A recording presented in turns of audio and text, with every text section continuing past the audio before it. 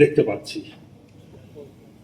সবকিছু এইখানে deep state নিয়ে কথা হয়েছে। ডিপ স্টেটের একটা বড় অংশ হচ্ছে সশস্ত্র বাহিনী বা নিরাপত্তা বাহিনী।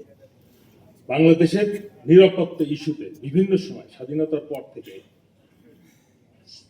একেবারে কন্টিনিউয়াসলি এই বাহিনীটাকে নিষ্ক্রিয় করা এবং সংসদ যে পর্যায়ে শুরু হয়েছিল সেটা সম্পূর্ণ হয়েছে গত 17 বছরের হাসিনা শাসনামলে, এবং সশস্ত্র বাহিনীকে একটা শোভাবর্ধনের বাহিনী হিসেবে পরিণত করা হয়েছে। এবং যারা আমরা যে বাহিনীকে আমরা লক্ষ্য করছি মিডল ইস্টের রাজতন্ত্রকে রক্ষার জন্য তারা শত্রুর সাথে সমঝোতা করে জনগণের উপর তাদের শক্তিকে প্রয়োগ করে, সেই কার্যক্রমটা আমরা বাংলাদেশে গত 17 বছরে করতে দেখেছি। বর্তমান সরকারকে আমরা আশা করেছিলাম ক্ষমতা নেওয়ার পর তারা এই বাহিনীকে হয়তো আবার শক্তিশালী করার পদক্ষেপ দিবে। আমরা প্রথম দেখলাম ডিজিএফআই প্রধানকে ভারত যেতে, যেটা অলরেডি আলাপে এসেছে। তারপরে দেখলাম পররাষ্ট্রমন্ত্রী, বিদেশমন্ত্রী উনি চলে গেছেন। বাংলাদেশের সাথে আন্তর্জাতিক পর্যায়ে এই মুহূর্তে যে ব্যাপক পরিবর্তন আমরা লক্ষ্য করছি, এক ইরান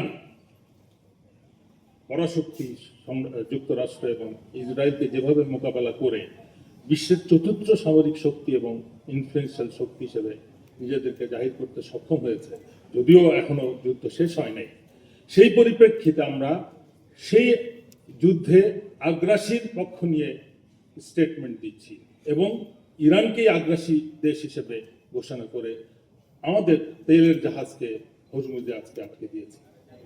তখন আমরা কি করতে যাচ্ছি? আমরা রাশিয়ার থেকে তেল আনছি, যেটা আমাদের দেশে শোধন সম্ভব না। এটা ভারতে শোধন হবে পাইপলাইনে, যদি তাদের সারপ্লাস থাকে সেই তেলটা বাংলাদেশে আসবে।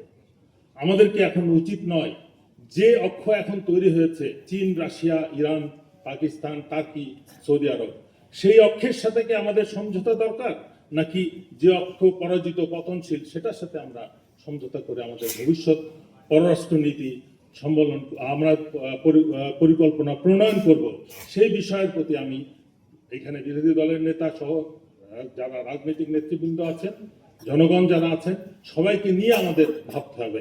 আমি মনে করি আমাদের সংকট উত্তরণের জন্য এই বিষয়টাকেও গুরুত্বের সাথে উপলব্ধি করতে হবে। ধন্যবাদ সবাইকে।